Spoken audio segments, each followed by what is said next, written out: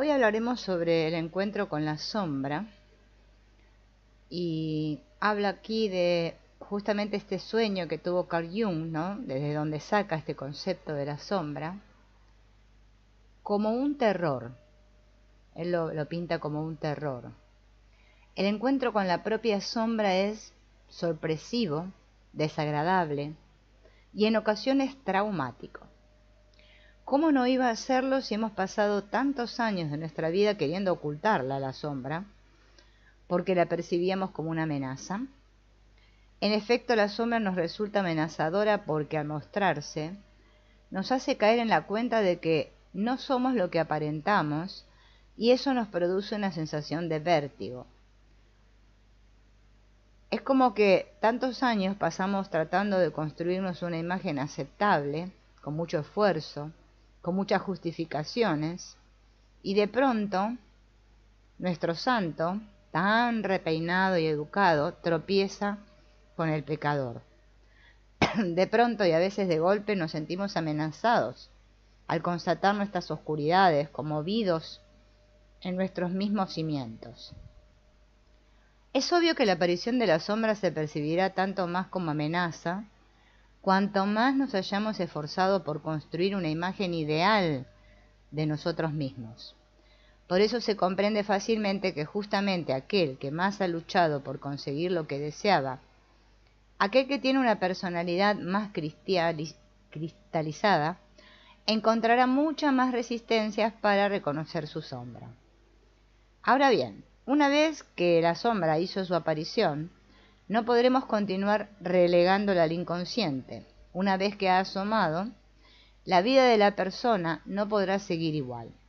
Solo quedará una salida constructiva. Escuchar y descifrar sus mensajes inconscientes, que será ya imposible mantener al margen, como se hacía anteriormente gracias al activismo, el éxito social, el alcohol o los antidepresivos. Puede que hayamos hecho oídos sordos a los mensajes de nuestro inconsciente durante años, disfrazándolos y engañándonos, pero cuando ya se hace imposible negar la realidad de la propia sombra, significa que ha llegado el momento, siempre doloroso, pero también salvador, de vérselas cara a cara con los aspectos olvidados y reprimidos de sí mismo. Es decir, que el encuentro con la sombra puede ser brusco. Sin embargo, parece muy llamativa la frecuencia con que aparece entre los 30 y 40 años tras una crisis laboral, familiar, afectiva, relacional. Algo hace crack y la persona, por más que lo intente desesperadamente, sabe en su interior que ya nada volverá a ser como antes. No obstante, luchará. Y por eso suele ocurrir que si acude en busca de ayuda de un profesional, se exprese en estos o parecidos términos.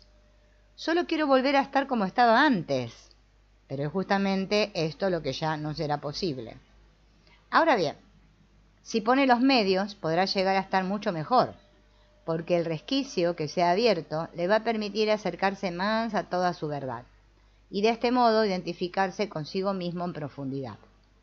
Sin embargo, de momento, lo que tiene la persona es miedo, y tiene un largo camino por recorrer. Quizás sea más fácil si recurrimos a un caso real y lo vemos, ¿no?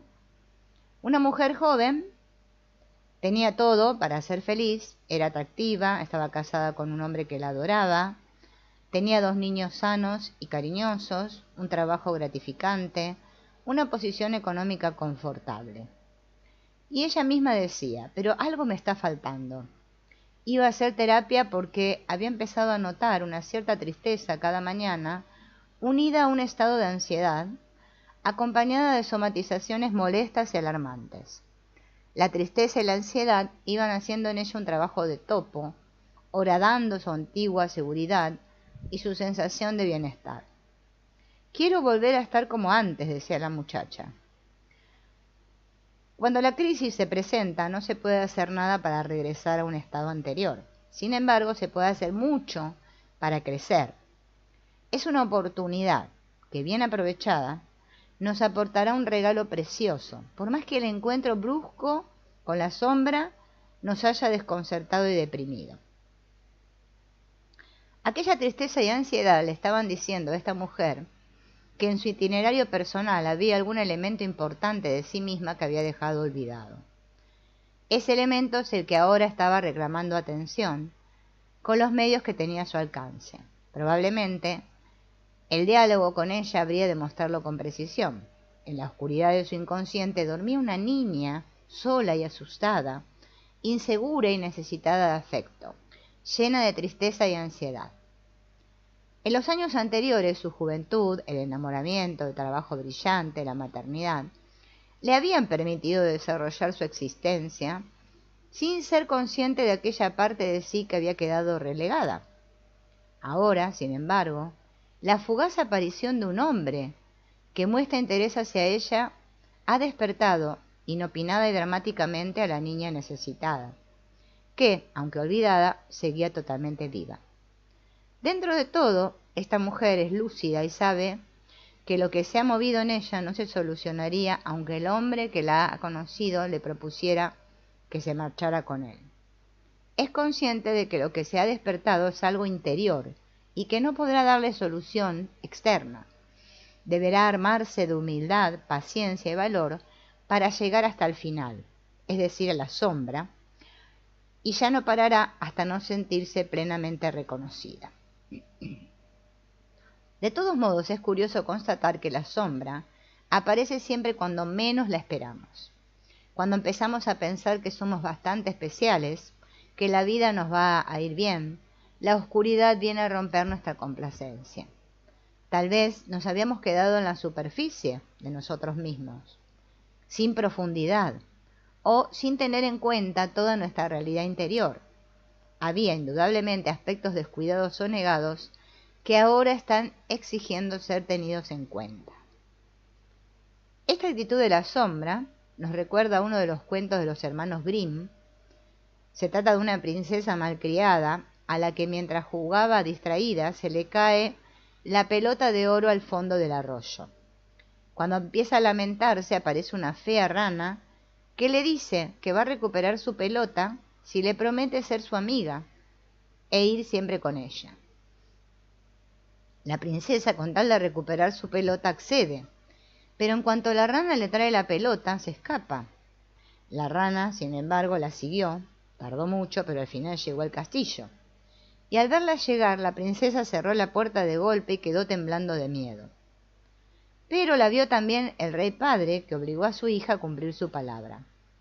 La rana va exigiendo sentarse a la mesa con la princesa, comer en su plato y dormir en su cama. Hasta que un día, harta de tanta exigencia, la princesa la estrella contra el suelo y en ese momento se transforma en un apuesto príncipe.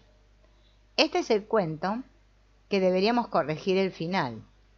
Aún con reparo, la princesa aceptó a la rana en su cama y poco a poco fue acostumbrándose a ella y vio que ya no la encontraba tan repulsiva.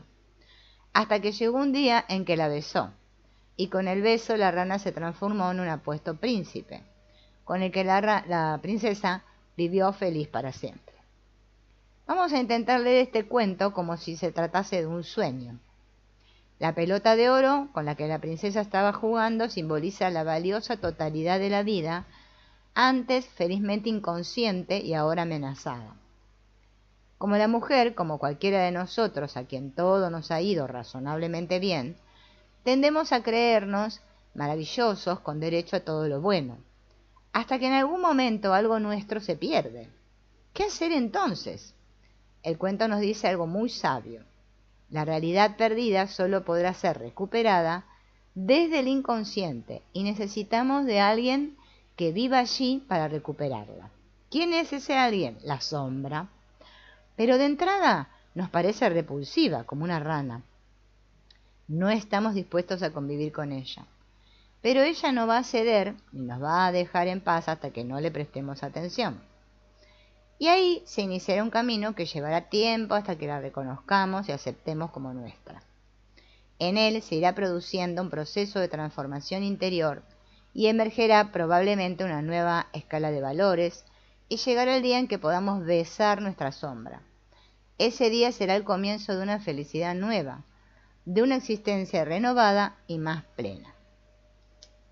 Si bien no nos gusta cuando asoma la cara a la sombra,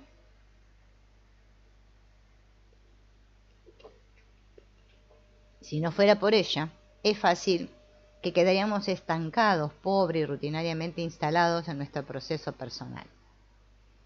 Peter Russell lo expresa así: mientras la vida sea placentera, no deseamos complicarnos la existencia. Solo cuando las cosas van mal asumimos la necesidad de cambiar. Quizás sería deseable entrar en crisis cuanto antes, lo suficiente para que eso nos haga tomar conciencia. Jung decía que el carácter, como una fotografía, se revela en la oscuridad. Y es probable que nadie estaría dispuesto a cambiar por sí mismo ni a mirar hacia su interior por el gusto de hacerlo.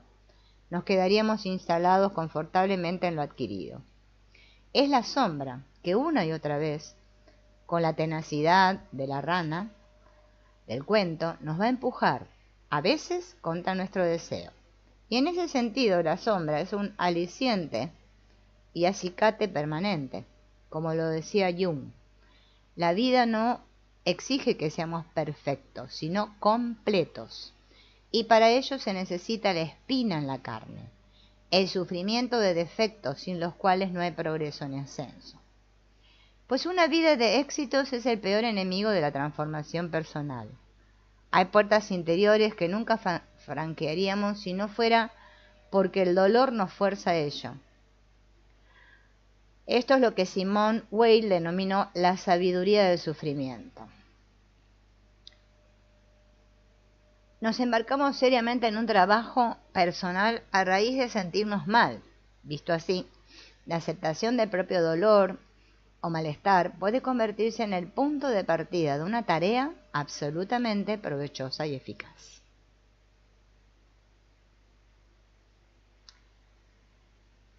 ¿De qué modo la sombra es la rana que está escondida en el arroyo, que nos parece repulsiva, pero que en realidad trae un tesoro para nosotros? En el cuento, ese es el símbolo.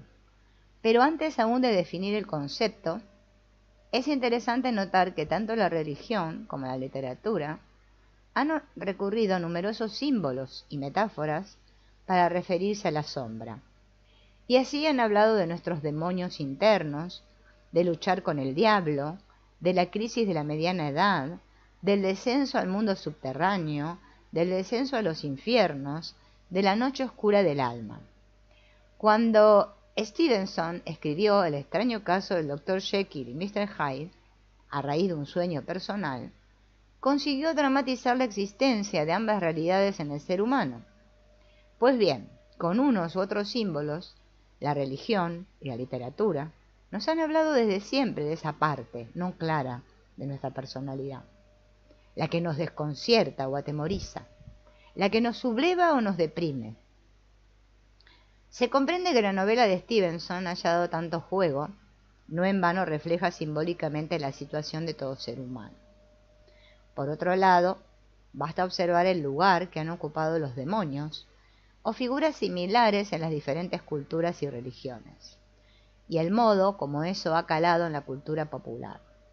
A los demonios se le atribuía todo aquello cuya causa se desconocía, pero, de un modo particular, se hablaba de personas endemoniadas o poseídas, para referirse a aquellas cuyo comportamiento se salía de lo recomendable.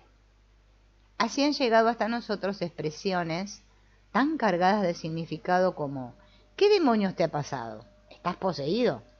Tiene un demonio en el cuerpo, o incluso es un demonio. ¡Qué mala sombra tiene! Todas estas expresiones subrayan la fuerza, la violencia de la sombra negativa y su carácter aparentemente extraño, lo cual hace que sea atribuida a algún ser exterior. Pero, en cualquier caso, ponen de relieve algo fundamental. Si queremos comprender bien este fenómeno, no tenemos sombra, es ella la que nos tiene a nosotros, hasta el punto de poder decir que estamos poseídos por ella. Es fundamental porque no debemos olvidar que todo esto se produce a nivel inconsciente. Al hablar del mecanismo de la proyección, característico de la sombra, nos daremos cuenta que la misma no se produce porque alguien quiera, sino que ocurre a niveles que nos son inconscientes. La hacemos sin enterarnos. Demonios, otro yo inconsciente. De un modo más preciso, ¿qué es la sombra? Lo último que hubiera deseado ser la presumida y despreocupada princesa del cuento anterior hubiera sido una rana. Y sin embargo lo era. Más aún, solo cuando fue capaz de reconocerlo, pudo empezar una existencia más plena. Con este ejemplo puede entenderse mejor por qué Jung decía que la sombra es lo que una persona no desea ser, lo que ha quedado relegado tras la identificación unilateral de nuestra mente consciente con aquello que le resulta aceptable. La sombra es la parte de mi personalidad que he rechazado, generalmente de un modo inconsciente, para conseguir la aprobación y el reconocimiento por parte de los demás. En ella se encuentra todo lo que hemos arrojado al inconsciente por temor a ser rechazados por las personas significativamente importantes para nosotros. La sombra es la parte oculta de nuestra mente, ese otro yo que convive conmigo y que cuando menos lo deseo se deja ver por la puerta de atrás o amenaza con aparecer. Con su gracejo y agudeza, Joaquín Sabina se refiere a él de este modo en una de sus canciones: déjame solo conmigo, con el íntimo enemigo, que malvive de pensión en mi corazón. El receloso, el fugitivo, el más oscuro de los dos, el pariente pobre de la duda, el que nunca se desnuda, si no me desnudo yo, el caprichoso, el orgulloso, el otro, el cómplice, el traidor. A ti te estoy hablando, a ti, que nunca sigues mis consejos. A ti te estoy gritando, a ti, que estás metido en mi pellejo. A ti que estás llorando ahí, al otro lado del espejo. A ti que no te debo más que el empujón que anoche me llevó a escribir esta canción. En mayor o menor medida, para conseguir la aprobación de los demás, tuvimos que rechazar lo que creíamos no aceptable. Para ellos, que por esa razón terminó siendo no aceptable para nosotros mismos. Pues bien, ese mundo subterráneo hecho de represiones y rechazos acumulados se ha convertido en una especie de volcán interior, ignorado con frecuencia, pero vivo y activo en realidad. Sombra, ¿es pues sinónimo de inconsciente? Sin embargo, ¿no contiene también nuestro inconsciente realidades absolutamente positivas que todavía desconocemos? Es cierto que la sombra es, por definición, inconsciente. Una sombra sacada a la luz deja automáticamente de pertenecer al inconsciente y por lo tanto deja de ser sombra. Sin embargo, el del inconsciente es un concepto más amplio que el de la sombra. Y realmente, en contra de otros tantos prejuicios que circulan en torno a este tema, el inconsciente cede también de realidades positivas. Más aún, la misma sombra contiene elementos valiosos. Como en el caso de la princesa, debajo de la rana se esconde siempre un príncipe hermoso. Por eso se suele hablar de la sombra negra, si esconde sentimientos de tipo destructivo, y de sombra blanca o dorada, si lo que se ha reprimido son las capacidades y cualidades del sujeto. La causa es evidente. Si la sombra se forma al rechazar lo considerado como no aceptable en la relación con las personas afectivamente importantes, tan no aceptables pueden ser en un entorno determinado la agresividad y la furia, elementos de la sombra negra, como la ternura o la creatividad, sombra blanca. En este último caso sigue siendo sombra, porque el sujeto que la aporta no solo no se reconoce a sí mismo como tierno ni creativo, sino que lo rechaza con fuerza. Si un niño percibe que su alegría no es valorada, pensará que es no aceptable y la va a reprimir. Ya lo dijo Jung, no es simplemente el lado sombrío de nuestra personalidad el que descuidamos, desdeñamos y reprimimos. También podemos hacer lo mismo con nuestras cualidades positivas.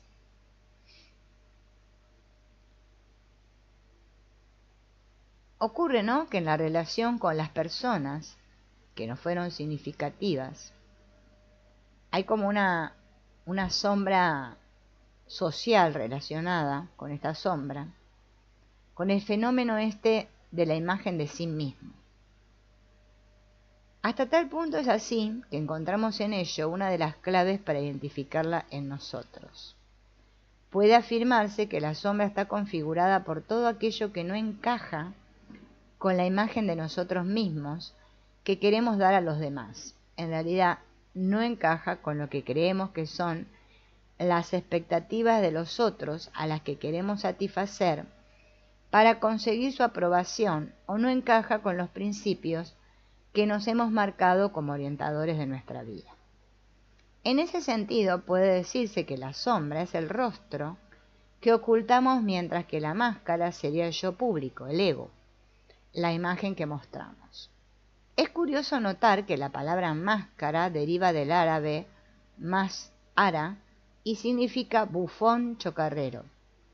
Quien lleva puesto una máscara no desea mostrar su verdadero rostro. Con ello, como escribe Lurker, se pone de manifiesto la tragedia bien frecuente del enmascarado de tener que ser más de lo que se es, de ser lo que no es. De ahí también la verdad del dicho: cuanto más brilla nuestra máscara, más oscura es la sombra. Vamos a prestar atención a esta primera contraposición, sombra-máscara, ¿no? Es sabido que en su origen el término griego prosopon, persona, se refería a la máscara que los actores usaban para representar un personaje y para poder amplificar su propia voz.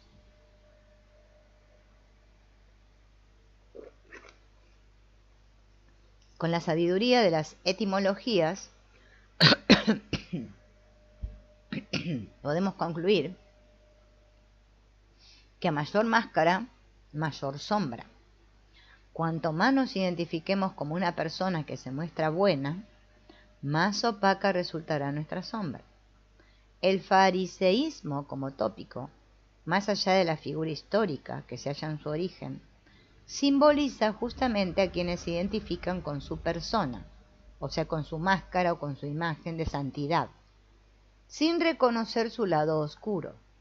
De ahí brotarán actitudes de arrogancia, condena hacia los otros, intolerancia, fanatismo, por cuanto la incapacidad para reconocer la propia sombra incapacita para reconocer la sombra del propio grupo o institución. ¿Y por qué nos aferramos tanto a la máscara? Porque hemos llegado a convencernos de que es lo único valioso que poseemos, y a lo largo de toda nuestra trayectoria vital, gran parte de la cual ya se olvidada en el inconsciente, hemos terminado identificándonos con la máscara que con tanto esfuerzo hemos tejido. ¿Cómo no va a dar pánico desprenderse de ella? Nosotros tenemos una imagen aceptable, que es esa imagen idealizada, es llamado falso yo, ego, máscara, persona, que como consecuencia nos da una sensación de ser artificiales. La sombra, sin embargo, no está inactiva, pugna por salir como un volcán interior, y las consecuencias que trae el no dejarla salir son tensión, desgaste de energía, proyección en los otros.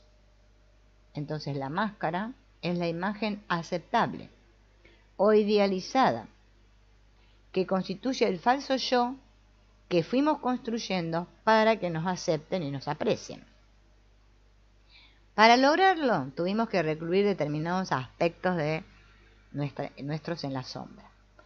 Pero lo que ocurre es que ésta no puede permanecer inactiva, como si de un volcán interior se tratase, y es así como lo experimentamos en determinadas circunstancias. Pugna por salir a la superficie.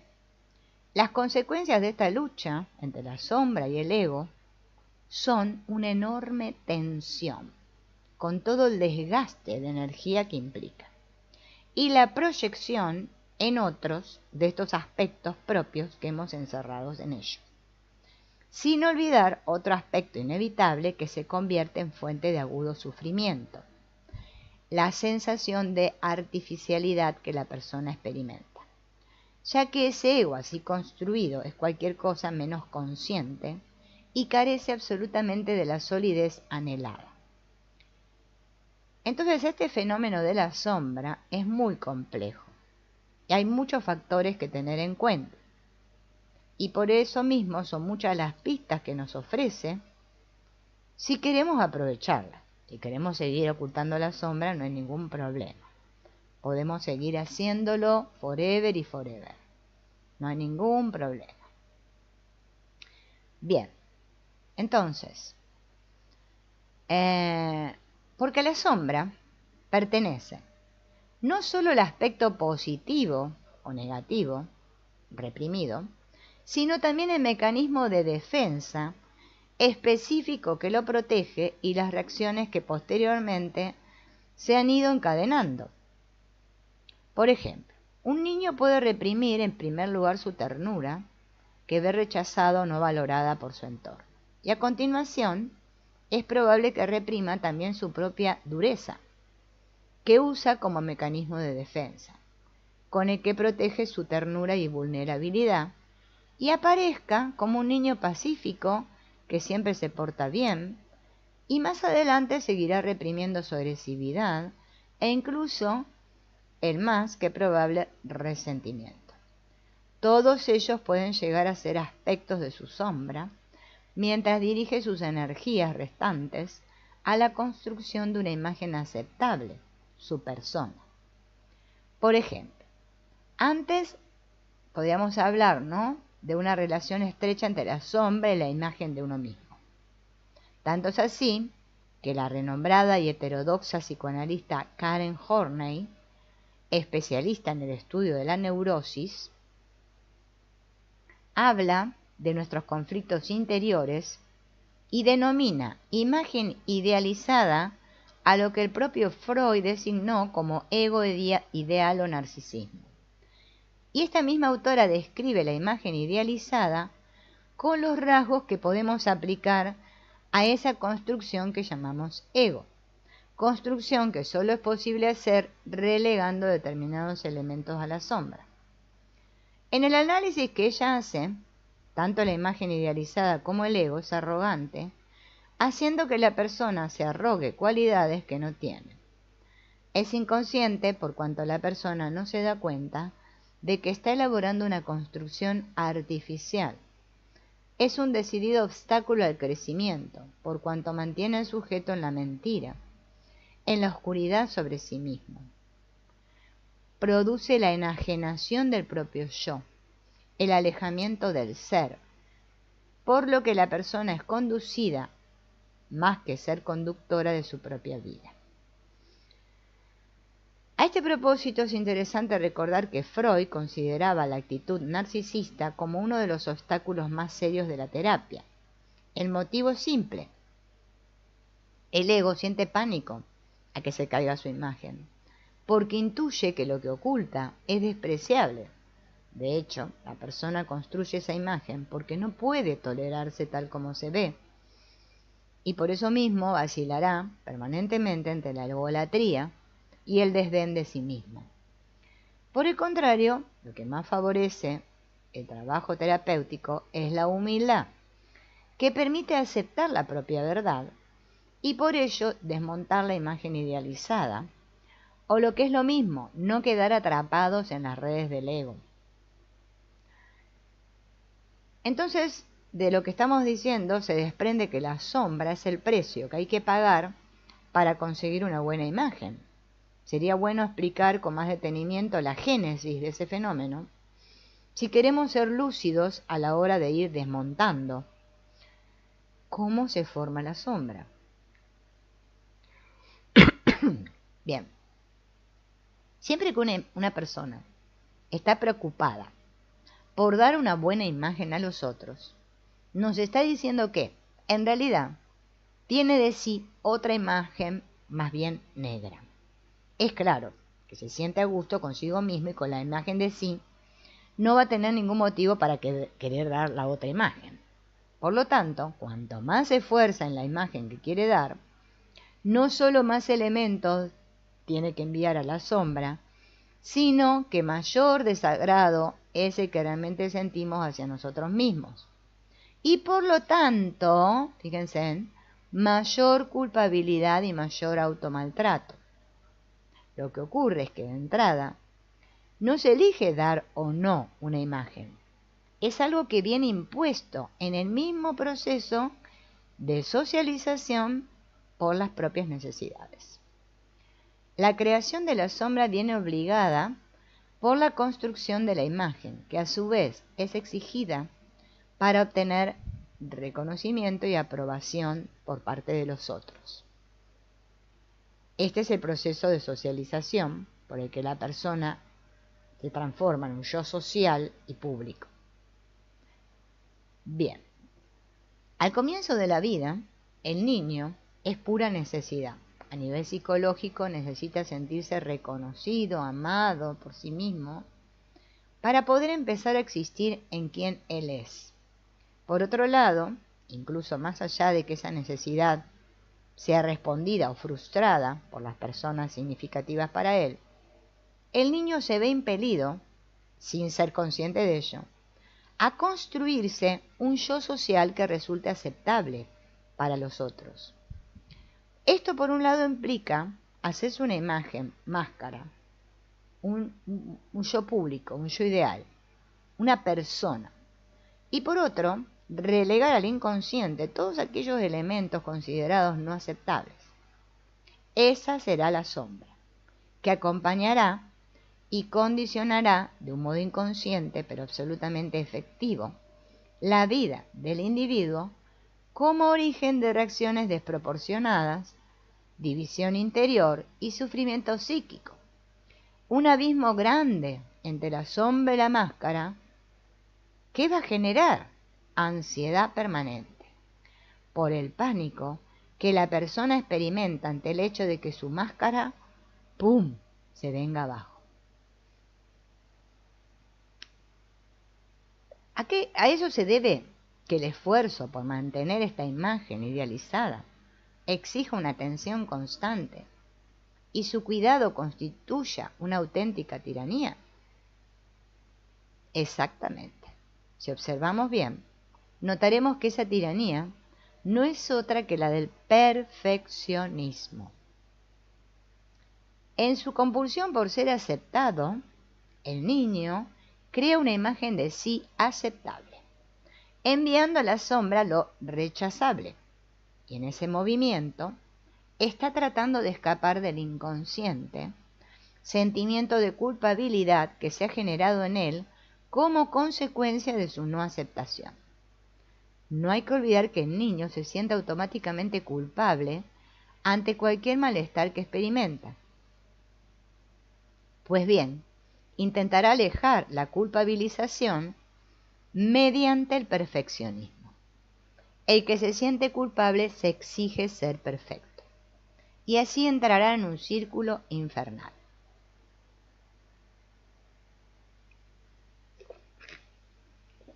Adornará su imagen idealizada con la característica de la perfección y no se permitirá ningún resquicio de imperfección, ya que por él podría parecer lo que ha intentado ocultar, que a sus ojos es despreciable y que le privaría del amor de los otros, que es lo que intenta conseguir con todo este montaje que se montó. La imagen o máscara así construida es protegida por el perfeccionismo y alimentada ¿por qué? Por el orgullo. Acá tenemos como un combo. El perfeccionismo encierra al sujeto en la maraña de los qué, de los debería, y fomenta ineludiblemente un sentimiento de rechazo y odio hacia sí, internalizado inconscientemente. Por cuanto quien se mira desde la perfección no puede sino despreciarse.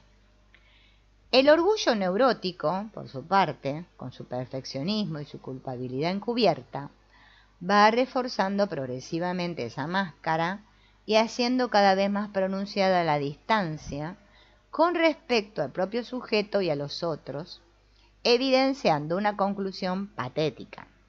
Buscando el amor de los otros, ha renunciado a ser él mismo para hacer lo que él cree que los demás desean que sea, y finalmente termina alienado de sí y de ellos. En lugar de tomar como real su yo verdadero, se afana durante toda la vida por hacer real su yo artificialmente construido en una carrera imposible y agotadora, fuente de desequilibrios personales y de perturbaciones relacionales. Solo la aceptación de nuestra verdad completa nos pondrá en camino de liberación. Y la verdad es que en cada uno yacen abrazadas la luz y la sombra. En cada santo duerme un pecador. Y no reconocerlo conduce al fariseísmo y al integrismo. Pero en todo pecador duerme también un santo. Y no percibirlo supone un empobrecimiento humano, desesperanza y vacío. El problema, pues, no consistiría tanto en que se genere sombra, algo inevitable por otra parte, ya que todo proceso de socialización, en cuanto establece pautas, ha de generar sombra, sino en que no se reconozca, con lo cual la persona se encuentre, sin ser consciente de ello, separada de sí misma, escindida. Pero mientras no se reconoce esa doble realidad en uno mismo, la consecuencia inmediata de la división interior, hay una parte aceptada y otra rechazada. ¿No es este el germen de la neurosis? Creo recordar que tanto la ya citada Horney como Janov, en el grito primal, estudian la neurosis como un alejamiento de la propia verdad, a la neurosis como escisión. Sí, otro autor que viene insistiendo en este tema de la escisión desde una perspectiva transpersonal es Ken Wilber. Según él, cada vez que digo yo, pongo fronteras. La frontera más común es la piel. Lo que está fuera de la piel puede ser mío, pero es no yo. Otra frontera habitual es interior a la persona, la escisión mente-cuerpo. Debido a ella, la mayoría de las personas sienten que tienen un cuerpo, no que son cuerpo, y por miedo a él se identifican con la mente. Pero dentro de la misma mente se establece otra frontera entre lo aceptable y lo que se rechaza, entre la persona y la sombra, provocando otra nueva y peligrosa escisión. La mayoría de la gente se encuentra atrapada en la persona, máscara, imagen, después de haber creado la correspondiente sombra y una fortísima resistencia a aceptarla. Solo en la medida en que esa sombra sea reintegrada, en que eliminemos la frontera, es decir, la escisión, podremos pasar de ser una persona empobrecida, escindida, a un yo sano. El próximo paso va a consistir en reintegrar nuestro cuerpo para vivirnos unificadamente. Y finalmente se podrá eliminar la frontera que nos separa del cosmos para acceder a la unidad que somos de fondo, la unidad transpersonal. Todo el trabajo de Ken Wilber resulta apasionante, pero detenernos en él desviaría nuestra atención del tema que nos ocupa. Volvamos, pues, a centrarnos en el tema de la génesis de la sombra, como si empezáramos da capo. Todo ser humano necesita construirse un yo social, su propia identidad ante los otros. Para ello cuenta con su base genética, física, psíquica, espiritual, con los reflejos y reacciones de los otros significativos y con el influjo del entorno familiar, social, cultural, mediático. En esa construcción, el niño tendrá que reprimir algunos aspectos suyos, todo aquello que no es aceptado o valorado por las personas importantes para él, o sobre todo más tarde por el entorno. Entre lo reprimido habrá aspectos positivos y negativos.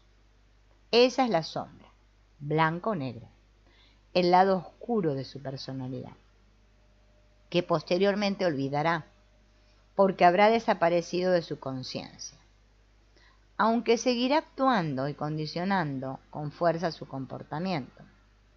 A su vez, junto con el aspecto directamente reprimido, aparecerán otros relacionados con aquel, como mecanismos de defensa, fundamentalmente dando lugar a múltiples pequeños yoes. No deberíamos olvidar nunca que en realidad en la sombra se oculta un niño herido y angustiado, porque no pudo ser como era, ya que se sintió frustrado en su necesidad de ser reconocido como tal. Y un niño que ante este sufrimiento se defiende de mil maneras, escondiéndose, encerrándose en sí mismo, agrediendo, evadiéndose en cavilaciones interminables. La suma de frustración y defensa, consiguiente, es la que da como resultado esos diferentes yoes que convivirán en él. Por ejemplo, el niño que se ha sentido silenciado cada vez que ha querido hablar, relega a la sombra su capacidad de expresarse por sí mismo. Aparece ahí un yo enmudecido, pero junto a él aparecerán otros, como un yo resentido, o un yo hipercrítico, un yo triste, un yo tímido, un yo caviloso. Identificar esos pequeños yoes puede resultar práctico para poder conocer nuestra sombra y trabajar en su integración. ¿No es cada ser humano una suma de todos aquellos que debió crear? Monbourget habla con acierto de diferentes disfraces neuróticos con los que se viste la persona que ha debido rechazar una parte de sí.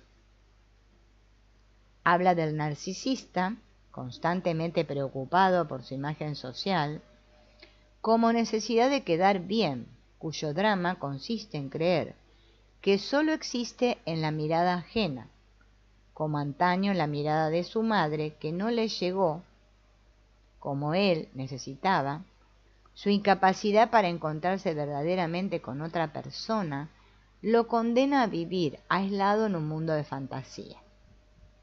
Otra es el perfeccionista, que, a pesar de las apariencias, vive un profundo menosprecio de sí mismo, incapaz de permanecer en contacto consigo.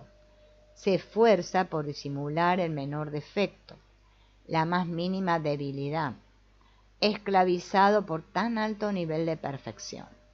Se encuentra en estado de estrés perpetuo, reforzado por su lucha contra lo que percibe como su peor enemigo, la sombra, que constituye lo que justamente siempre quiso ocultar, y como resultado vivirá rigidez e irritabilidad consigo mismo y con los otros.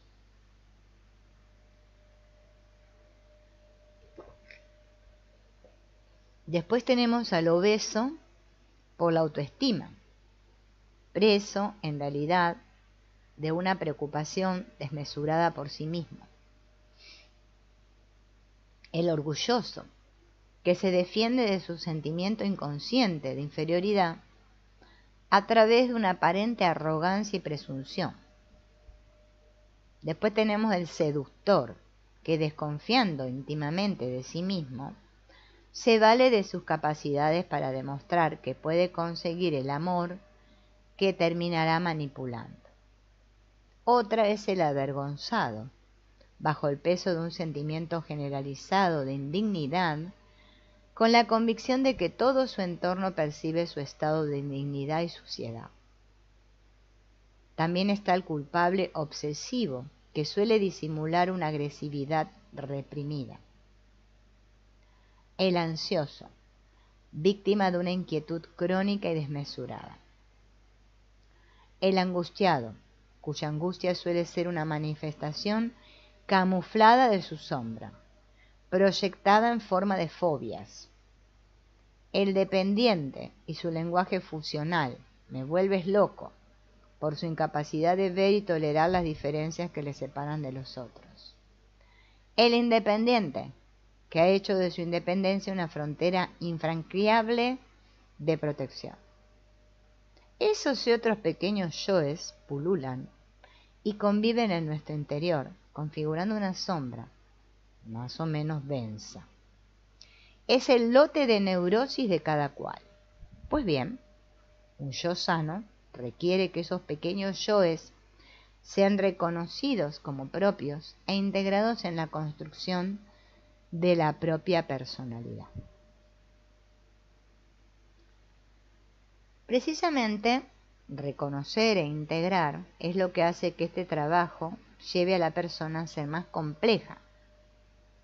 En el laborioso y doloroso proceso de construcción del propio yo social, el sujeto puede permanecer cercano a su ser y en ese caso resultará un yo social sólido y armonioso, o por el contrario alejarse de él debido en gran medida a las reacciones que reciba de su entorno, y entonces su yo aparecerá como construcción falseada, pero con la que se identificará como si fuera verdadera, sin caer en la cuenta del engaño fatal en el que ha incurrido.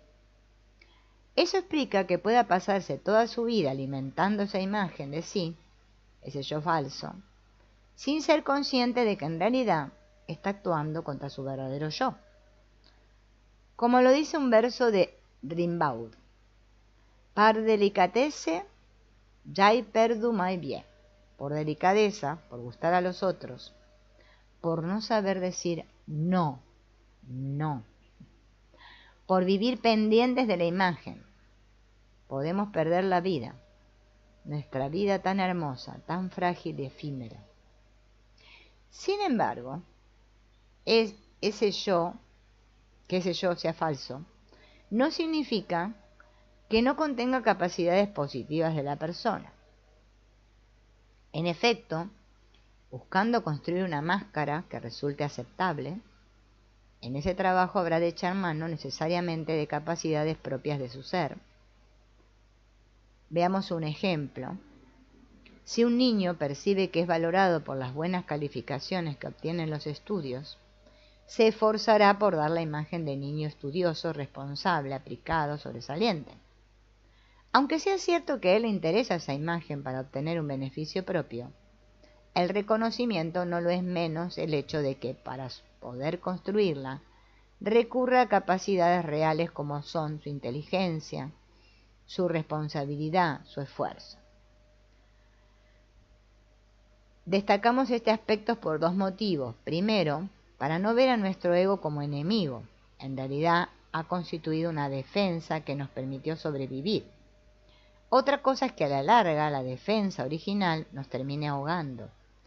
Y segundo, porque conocerlo nos ayudará a identificar capacidades y cualidades que se contienen en él. Nos encontramos aquí con un nudo difícil de deshacer. El ego, para seguir sobreviviendo, necesita mantener reprimida la sombra e incluso hacerla crecer, pero en triste paradoja, no será sino un juguete de ella. El motivo último es el siguiente. Toda sombra contiene un núcleo muy doloroso, ya que su creación fue consecuencia de una necesidad infantil que resultó frustrada. El ego, laborioso y dolorosamente construido, seguirá buscando compensar el vacío de entonces, anhelando respuestas sustitutorias a las necesidades que quedaron pendientes. Para ello, en un movimiento egocéntrico y narcisista, continuará reprimiendo los elementos de la sombra como salvaguarda de su máscara, sin darse cuenta de que en realidad está siendo una marioneta movida por ellos. Dando la vuelta, al no poder integrar los elementos de la sombra, el ego es víctima de ellos, por lo que se retroalimentan mutuamente. Solo el acceso al propio ser permite romper este círculo e iniciar un proceso de crecimiento en profundidad. Por otro lado, si en el proceso de socialización se han producido heridas afectivas La construcción del yo social irá acompañada de mecanismos particularmente exigentes y dolorosos. Sentimiento de culpabilidad, de indignidad, perfeccionismo, sobreexigencia, y la sombra será dolorosamente negra. Bien, vamos a dejar por aquí. Nos vemos en el próximo encuentro.